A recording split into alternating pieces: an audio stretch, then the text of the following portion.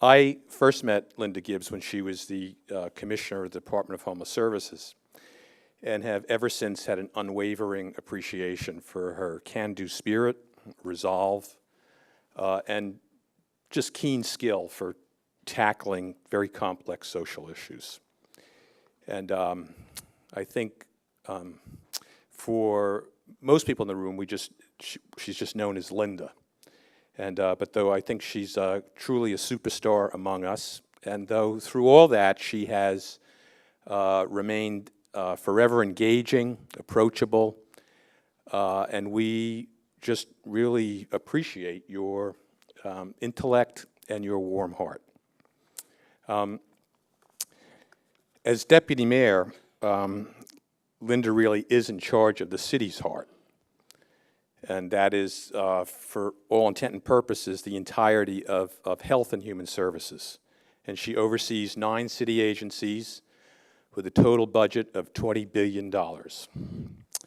As deputy mayor, she created the Center for Economic Opportunity and charged it with designing and implementing evidence-based initiatives to reduce poverty. Among its other accomplishments, it succeeded in developing an updated poverty measure, which was impressively adopted by the Obama administration.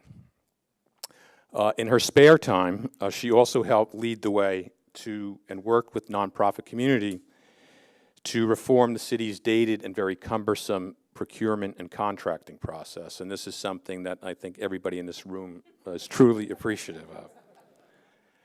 The coalition began working closely with Linda in 2008 when she and Commissioner Hogan co-chaired a city-state mental health criminal justice panel tasked with recommending actions to improve services and enhance safety for all New Yorkers. For those of you who remember this was all done in the wake of several highly publicized violent incidences involving people with mental illness. And the task was, while it was very important, she did this really under the eye of a very highly pitched tabloid publicity. To get her arms around this and her mind, she reached out to the coalition and met with staff at the coalition, and then furthered that by meeting with cohorts of the leadership of the coalition to really try to figure out, you know, how to approach this, and really, because I was part of that, she really did ask some tough questions and really tried to find the right direction to go in. I think that, you know, we like to think anyway that our input in that had some significant part in the very positive recommendations that came out of it, and I think it really enhanced our mutual respect and working relationship. While various members of the coalition have worked with Linda in her many positions in government, be it ACS or DHS, that experience, I think, was our first collective experience of watching her in action. And as always, and I think it's partly her theme, is she really reached out to engage people. She really showed just how personable she is, but also, you know, just also how wicked smart she is, to really sort of like get to the nub of what, you know, about to, as Donna said, how to sort of upend, you know, the status quo if it needs to be upended. Currently, Deputy Mayor Gibbs is an appointed member of the Governor's Medicaid Redesign Team, the infamous MRT. She has played a major role, along with Commissioner Hogan, in the outcome of this report and recommendations for moving forward, especially in behavioral health. She also co-chairs with Commissioner Hogan the MRT's Behavioral Health Forum Workshop, who, by the way, members include our own Philip Sapiria and Donna Colonna. Once again, she continues to reach out to provider organizations to understand the issues in their full complexity while ably partnering with the commissioners of OMH and OASAS. Linda is a leader with many followers and accomplishments, and she just keeps going. Thomas Jefferson is quoted as saying, "I'm a great believer in luck, and I find the harder I work, the more luck I have." And hard work, I think, is Linda's MO. And it's coupled with my belief is a very fervent belief on her part in the dignity of every human being. So Deputy Mayor Linda Gibbs, you combine these virtues and values in your work, and for these reasons, I am proud to represent the Coalition of Behavioral Health Agencies in presenting you with our 2011 Leadership Award for outstanding leadership and commitment to improving the lives of people with behavioral health disabilities, and for helping to promote their recovery, and for dedicated efforts to preserve and nurture New York's community behavioral health sector. Thank you.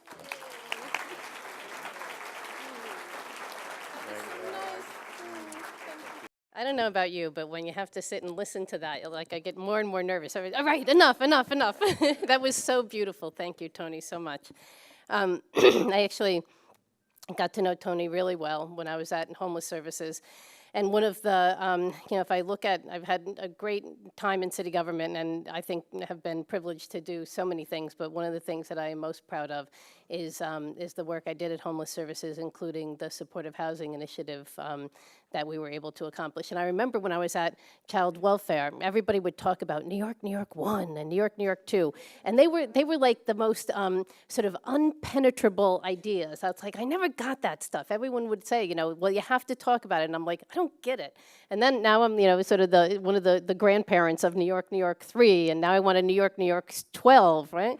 So, I'm really very proud of it. It's hard work, it's complicated work, and I think I think one of the best examples about how the brilliance of the leadership in the nonprofit community came together to figure out how to solve all of the siloed government agency regulatory structures and financial structures, and created the brilliance of putting that together at the local level.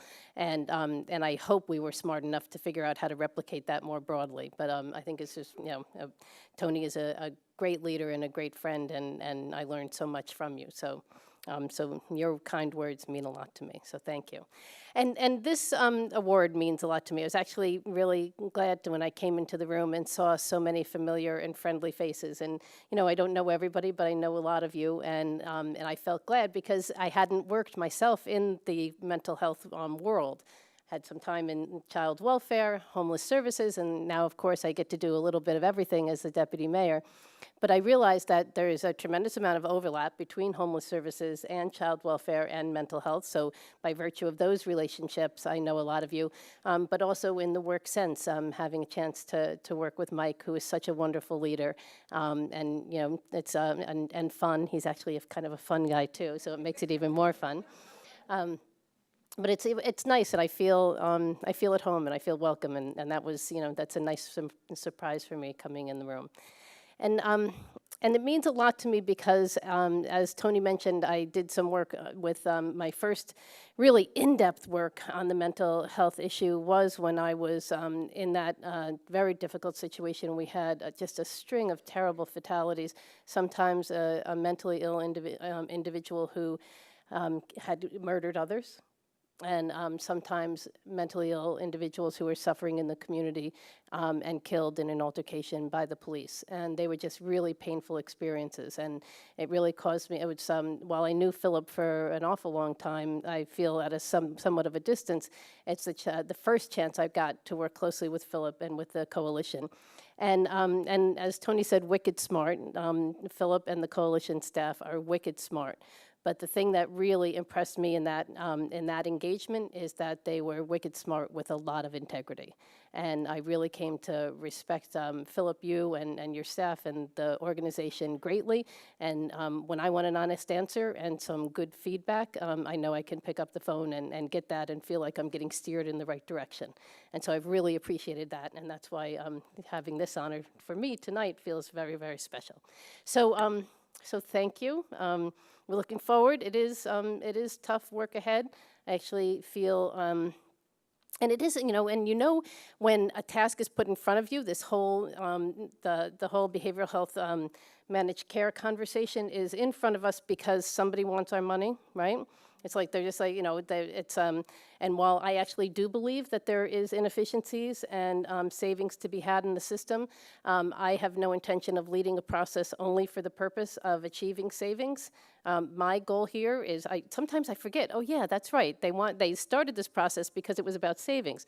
But I've already sort of forgotten that in my mind because I think it creates a tremendous opportunity to actually improve the way that we coordinate and direct our services so that we can have better outcomes. That's what I know, what Commissioner Hogan has expressed to me as his goal in this. It's what my goal is, and I think all of the commitment of everybody who's in part of that process really does create that opportunity to make a better service delivery structure so that we're able to do better work and to see the better outcomes for the client. So that's my commitment to you. I think it's going to be a big and exciting year for us. My boss says, don't mess it up. He uses a different word. I intend to try really hard not to mess it up and hopefully do a lot more than that and see real good come out of this. So thank you.